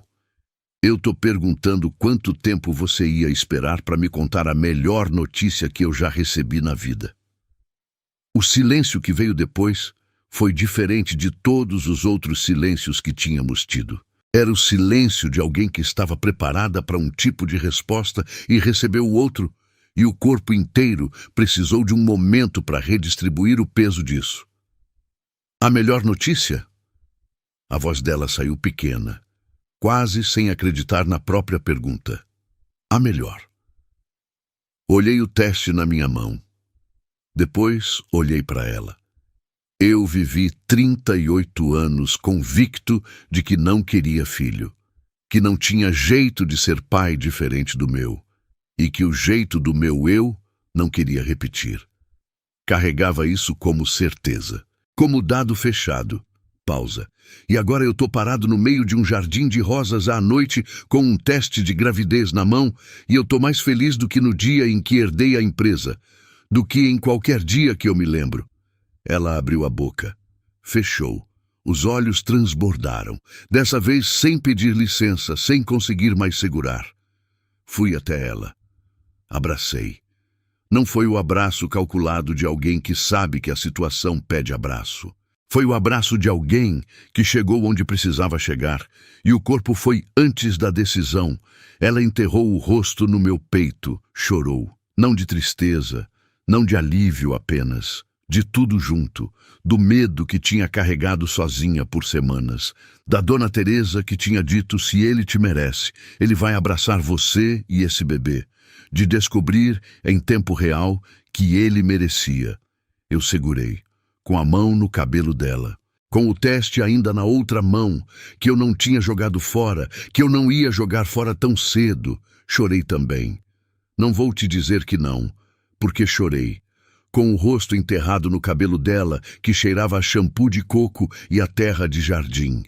Com as rosas vermelhas ao redor, as que ela tinha plantado semanas antes, as que estavam abrindo agora, as que eu não soube ver até ela me ensinar a olhar. Em algum momento ela levantou o rosto, olhou para mim, os dois com o olho vermelho, os dois com aquele tipo específico de ridículo bonito que acontece quando duas pessoas choram juntas sem vergonha. Ela disse: eu tinha medo que você achasse que eu fiz de propósito. Eu sei que não fez. Como você sabe? Porque eu te conheço. Pausa. Você é a pessoa menos capaz de má fé que eu já encontrei na vida. E eu negociei com gente que faria qualquer coisa por dinheiro. Sei a diferença. Ela ficou me olhando. Depois, encostou a testa no meu peito. Não o rosto, a testa. Como quem está descansando o peso de algo que estava carregando em pé há tempo demais. Ficamos assim entre as rosas, o jardim à noite, o teste na minha mão, o filho que estava crescendo dentro dela sem que nenhum de nós dois tivesse planejado, pedido ou previsto em nenhuma cláusula. O filho que o destino costurou por baixo enquanto a gente tomava café de coador e discutia sobre cebola cortada torta e dormia com a cabeça no ombro do outro numa noite de chuva. Depois de um tempo ela disse com a voz abafada pelo meu peito: "Eu liguei para minha avó quando descobri." O que ela disse? Senti o sorriso dela antes de ver. Que se você me abraçasse, você merecia. E se não abraçasse, ela vinha de bengala e de chinelo. Eu ri. De verdade. Com o jardim ao redor e o filho que estava chegando e a mulher que eu não soube que precisava até ela aparecer num cartório de vestido branco simples, sem olhar nos meus olhos. Ela vai ter que guardar a bengala. Luísa levantou o rosto, me olhou. Vai ter que guardar. E o teste de gravidez na minha mão, entre nós, era a única cláusula que importava. Escrita pelo destino, sem advogado, sem prazo, sem condição de rescisão. A cláusula que nenhum contrato previu. E que mudou tudo. Existe um momento em que você percebe que uma coisa que começou errada chegou no lugar certo. Não é uma virada dramática. Não é um discurso. Não é uma cena de filme com música subindo no fundo. É um momento simples, uma manhã comum, uma decisão tomada antes do café, uma ligação de 3 minutos que muda a arquitetura de tudo. A minha foi numa quinta-feira. Luísa ainda estava dormindo quando desci. Fiz o café, na proporção que ela me ensinou no coador, com a água na temperatura certa. Sentei na cozinha com a caneca de cerâmica azul escuro. Olhei o jardim pelos vidros da janela. As rosas vermelhas estavam abertas. As que ela tinha plantado meses antes como hastes finas e que agora eram exatamente o que ela tinha prometido que seriam.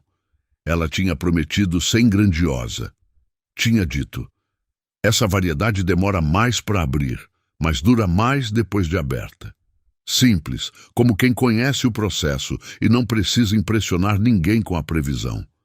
Olhei as rosas. Olhei a cozinha, que tinha um pano de prato com estampa de flor que ela tinha comprado numa feira, uma fruteira de cerâmica no lugar onde antes havia só a bancada vazia, um bilhete colado na geladeira com a letra dela, avisando sobre um compromisso da semana. Olhei tudo isso e peguei o celular. Liguei para o Dr. Fábio. Ele atendeu no segundo toque, hábito de advogado que trabalha com executivo impaciente. Bom dia, Renato. Algum problema? Nenhum. Eu preciso que você raspe o contrato. Silêncio de 2 segundos. Qual contrato? O de casamento, o contrato de 2 anos, rasga. O silêncio que veio depois era diferente. Era o silêncio de alguém que está processando uma instrução que não esperava e que está verificando internamente se ouviu certo. Renato, se rasgarmos o contrato agora, a estrutura jurídica que protege ambas as partes em caso de... Fábio, sim, rasga o contrato. O testamento já foi cumprido. Eu casei dentro do prazo. A empresa é minha. A cláusula do meu pai está encerrada. Agora eu quero que esse casamento seja real, sem prazo, sem cláusula de saída, sem pensão de divórcio prevista, sem nada que coloque valor de mercado em algo que não tem valor de mercado. Pausa. Faz uma certidão de casamento limpa. Só isso. Outro silêncio. Depois, numa voz levemente diferente, mais suave, menos de advogado e mais de pessoa. Posso perguntar o que mudou? Olhei para o jardim, para as rosas abertas, para a fruteira de cerâmica, para o bilhete na geladeira com a letra dela. Tudo, eu disse. Tudo mudou. O Dr. Fábio ficou em silêncio por um momento. Depois disse, com um tom que eu nunca tinha ouvido nele em 20 anos de trabalho conjunto, algo próximo de satisfação genuína. Considerado, Renato. Providenciarei hoje. Desliguei. Terminei o café. E fiquei na cozinha sozinho por mais alguns minutos, ouvindo o silêncio cheio da casa.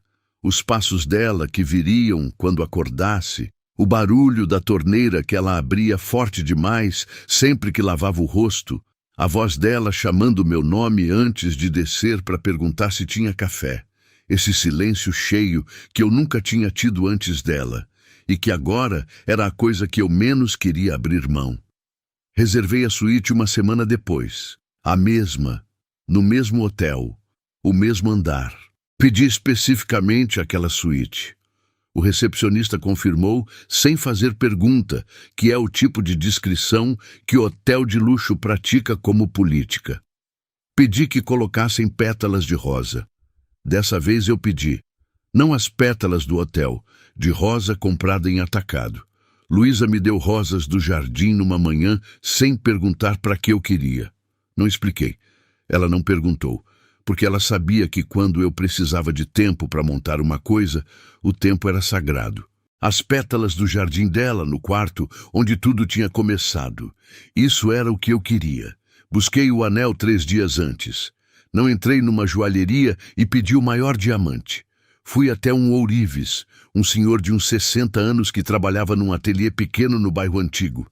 Indicação de um arquiteto amigo meu que dizia que o homem trabalhava ouro como escultor. Expliquei o que eu queria. Ele ouviu sem anotar nada. O tipo de profissional que guarda o que importa na cabeça, não no papel.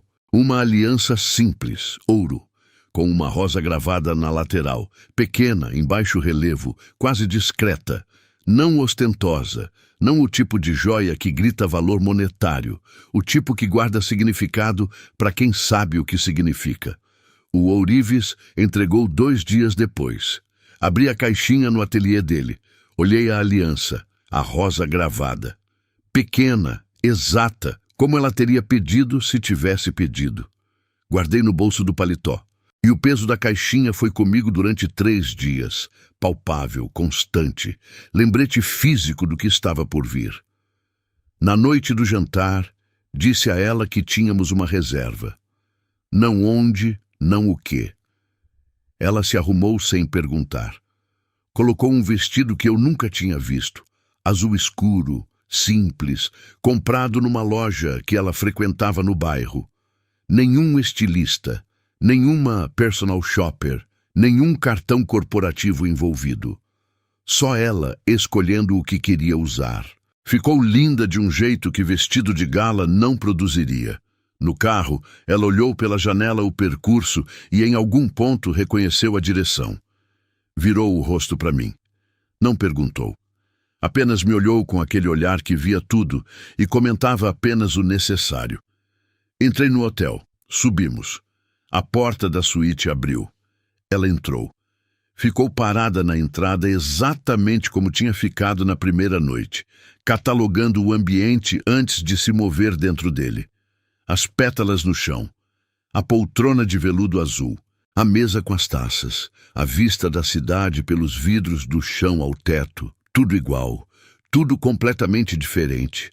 Na mesa, ao lado das taças, uma com champanhe, uma com suco de uva porque ela estava grávida e eu não ia fingir que não estava, estava o contrato original, rasgado em 4 pedaços. Eu tinha pedido ao Dr. Fábio que me devolvesse o original antes de arquivar o encerramento. Ele mandou sem comentário. Eu rasguei com as mãos, não com tesoura, não com picotador.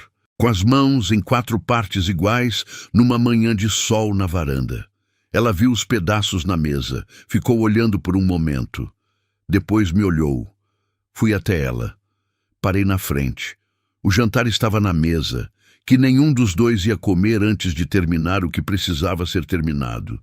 E os dois sabíamos disso. Há alguns meses eu te contratei. A voz saiu firme, não de CEO, de homem. Eu te contratei porque precisava de uma solução, porque era o que eu sabia fazer com problema, transformar em transação, colocar valor, assinar documento, encerrar com cláusula de saída. Pausa. Hoje eu tô te pedindo, sem contrato, sem dinheiro, sem prazo, sem cláusula de nada, para ser minha esposa de verdade, por escolha, a sua escolha. A mesma escolha que você fez naquela noite na cozinha, quando colocou a mão no meu peito e disse, eu quero ficar.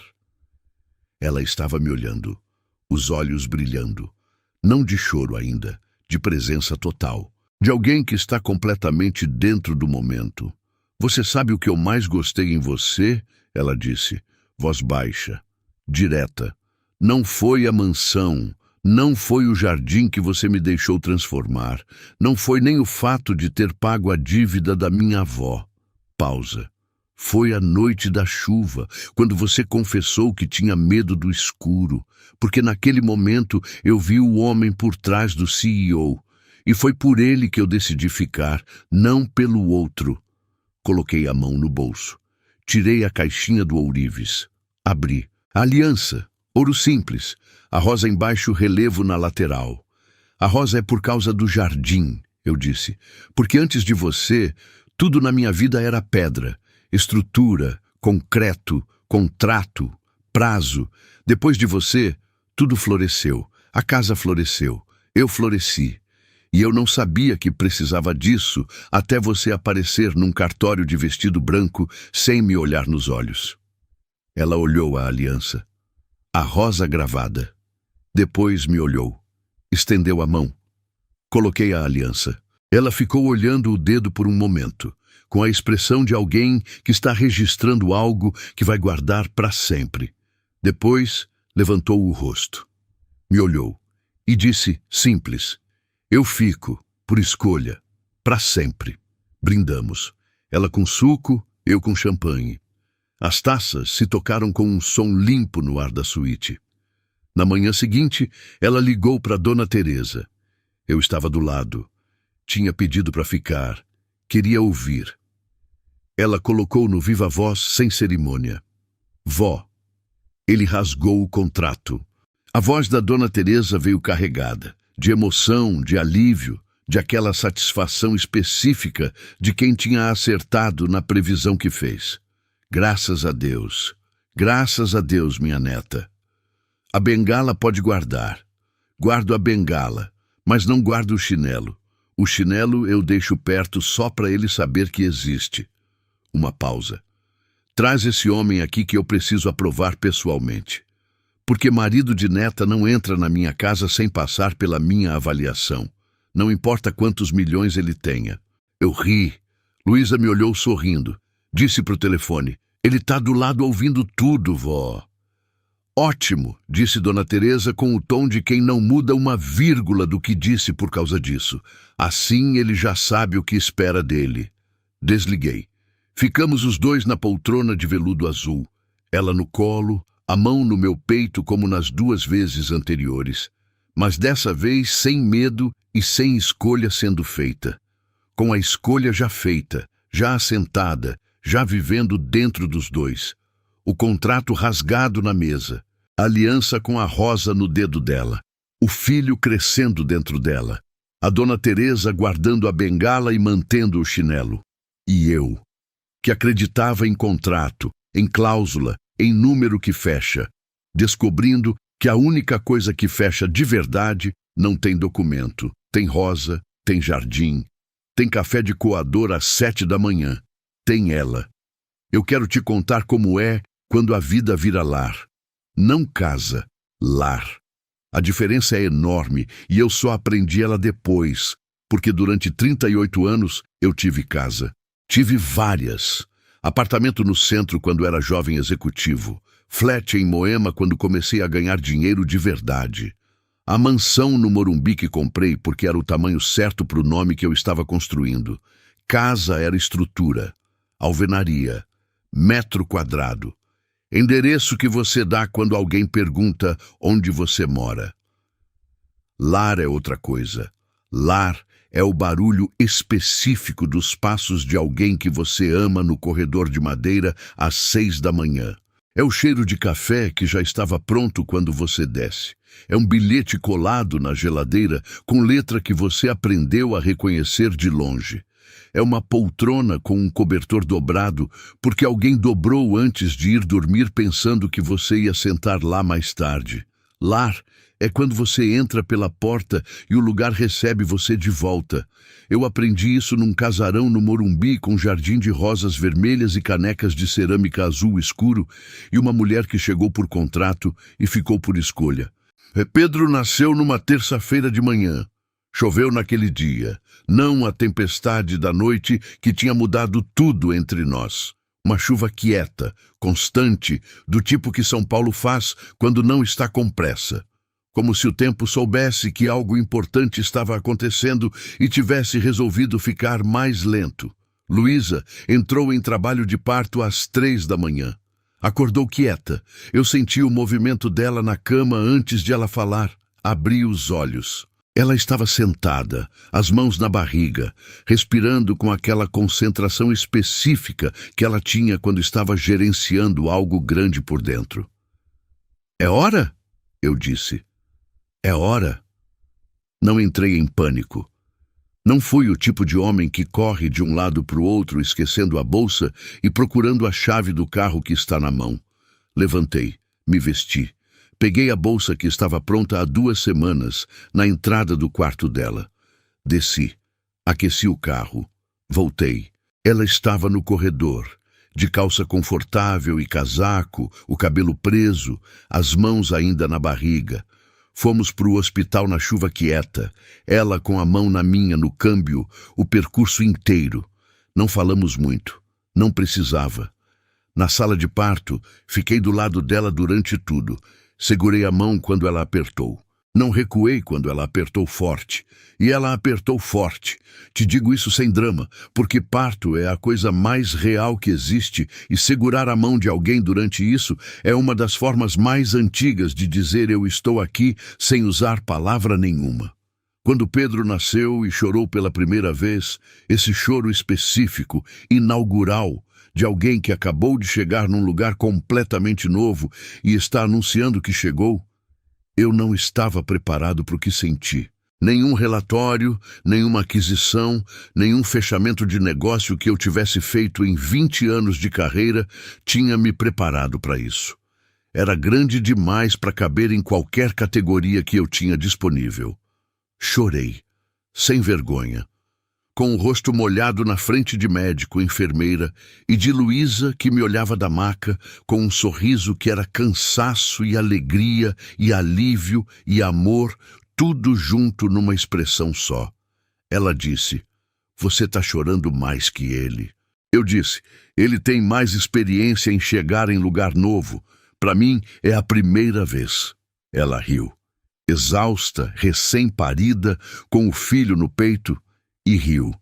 Aquele riso que eu tinha aprendido a reconhecer nos primeiros dias do casamento e que agora era o som que eu mais gostava no mundo. Pedro Duarte. O nome dela tinha escolhido. O pai que ela perdeu aos 15 anos. O homem que ela nunca conseguiu despedir direito porque 15 anos é nova demais para entender que despedida é necessária. Quando ela me contou o nome que queria, eu não hesitei um segundo. Pedro Duarte, eu disse, soa como alguém importante. Meu pai era importante, ela disse, só não era rico. Esses costumam ser os mais importantes. A mansão virou lar de vez depois que Pedro chegou. Não de forma dramática, de forma acumulada, detalhe por detalhe, dia por dia, aquela mesma forma silenciosa com que Luísa tinha transformado o jardim. Sem anunciar, sem projeto, com presença e cuidado, e o tempo que as coisas boas precisam. A dona Teresa veio morar perto.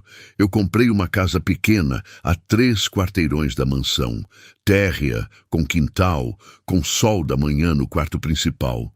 Ela entrou pela porta, andou por todos os cômodos com a bengala batendo no piso, parou na cozinha, abriu e fechou todos os armários, ligou e desligou o fogão, testou a pressão da água na pia. Depois virou para mim e disse, "Tá boa, mas o jardim precisa de flor." "A Luísa cuida do jardim na semana que vem", eu disse. "Eu sei que ela cuida. Eu tô falando para você plantar alguma coisa antes, para eu chegar e já ter o que regar." Plantei. Fui ao viveiro com ela. A Dona Teresa de Bengala me conduzindo pelo corredor de plantas como se fosse a dona do lugar, apontando o que queria, descartando o que não queria com um gesto de mão que não admitia discussão. Comprei o que ela escolheu. Plantei no quintal dela no sábado de manhã, de joelho na terra, com a Dona Teresa sentada numa cadeira de plástico do lado, me orientando sobre profundidade e espaçamento com a autoridade de quem cultivou jardim por 60 anos. Quando terminei, ela olhou o resultado, ficou em silêncio por um momento. Depois disse: "Minha neta escolheu bem." Não disse mais nada. Entrou para fazer café. Mas eu fiquei no quintal com terra nas mãos e aquelas 4 palavras no peito, e eram suficientes. Eram mais do que suficientes. Nas tardes, a Dona Teresa vinha para a mansão cuidar do Pedro. Sentava na poltrona da sala, não a de veludo da suíte, uma poltrona nova que Luísa tinha comprado cor de mostarda, que ficava perto da janela com sol. E ficava com o neto no colo por horas. Cantava, rezava em voz baixa, contava a história com começo, meio e fim, e uma moral no final que ela inventava na hora, dependendo do humor. Pedro dormia no colo dela com a facilidade de quem encontrou o lugar mais seguro do mundo. Eu chegava do trabalho e encontrava esse quadro, a Dona Teresa na poltrona de mostarda com o Pedro dormindo, o jardim do lado de fora pela janela, Luísa na cozinha ou no jardim ou na varanda, e ficava parado na entrada por 1 segundo antes de entrar. Não por hesitação, por escolha. Escolhia ficar 1 segundo olhando antes de entrar, porque queria registrar, guardar. Porque aprendi tarde que as coisas que valem a pena precisam ser vistas de verdade. Não passadas, não cruzadas, não conferidas numa agenda entre uma reunião e outra. Vistas.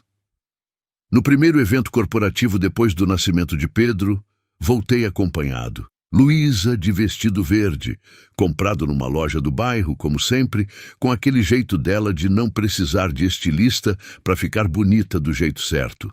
Pedro tinha 3 meses. A Dona Teresa tinha ficado com ele.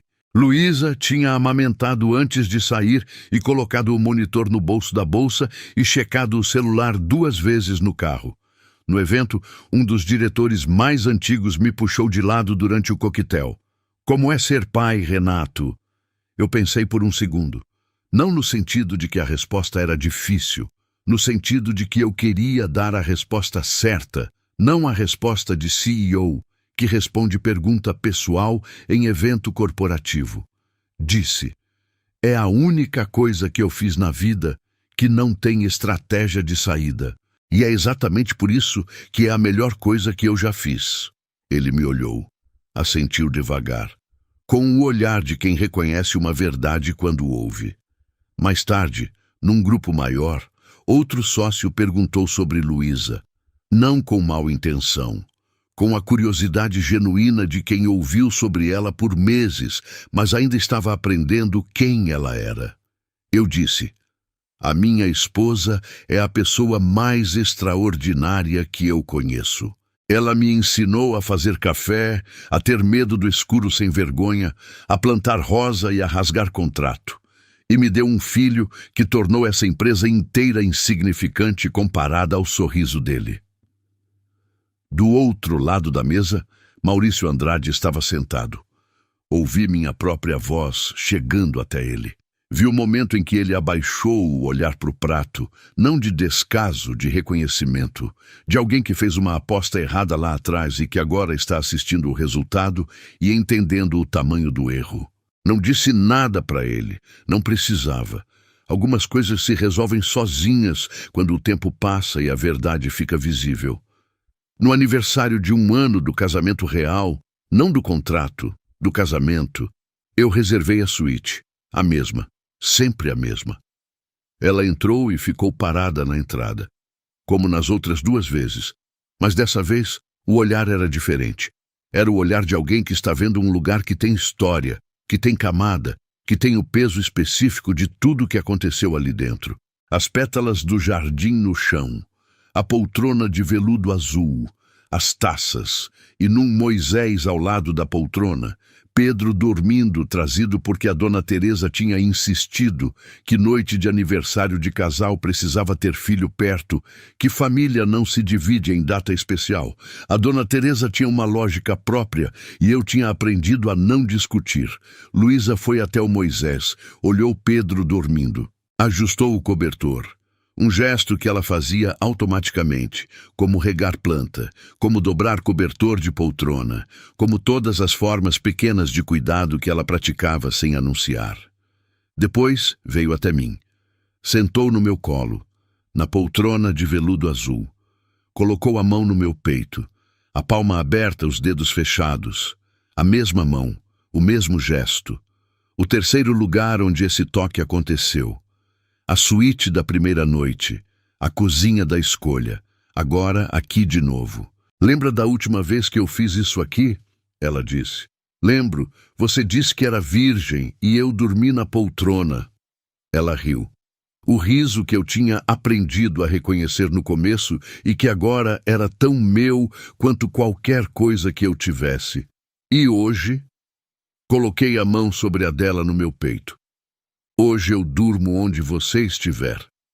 Ficamos assim, ela no meu colo, a mão no meu peito, Pedro dormindo no Moisés ao lado. A cidade lá fora pelos vidros do chão ao teto, as pétalas do jardim no chão, tudo igual, tudo diferente. A última imagem que eu guardo daquela noite é essa. A poltrona de veludo azul, vazia, porque os dois já tinham ido para a cama. Sobre o assento da poltrona, dois objetos que ninguém colocou ali intencionalmente, que simplesmente foram parar lá durante a noite, como as coisas que importam de verdade sempre fazem. O contrato rasgado em 4 pedaços, que Luísa tinha pedido para emoldurar, e eu tinha dito não, porque moldura transforma em decoração, e eu queria que ficasse solto, frouxo, mortal. Para lembrar que contratos não seguram pessoas, que as coisas que ficam não ficam por documento, ficam porque querem.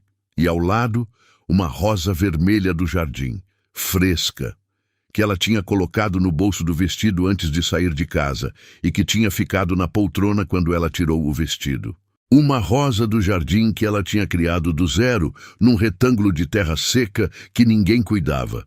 O contrato rasgado à esquerda, a rosa à direita. E no fundo, desfocado, o Moisés com Pedro dormindo. Eu olhei essa cena antes de apagar a luz. Por um segundo. Por escolha. Porque aprendi a escolher ver o que vale a pena. Um homem que acreditava em contrato descobriu que o único acordo que dura é o que não precisa de assinatura. Uma florista que aceitou um contrato para salvar a avó acabou salvando um milionário que não sabia que precisava ser salvo. O contrato virou pó. A rosa floresceu. E entre os dois, sempre entre os dois, tudo que o dinheiro nunca comprou e o destino entregou de graça. Uma família.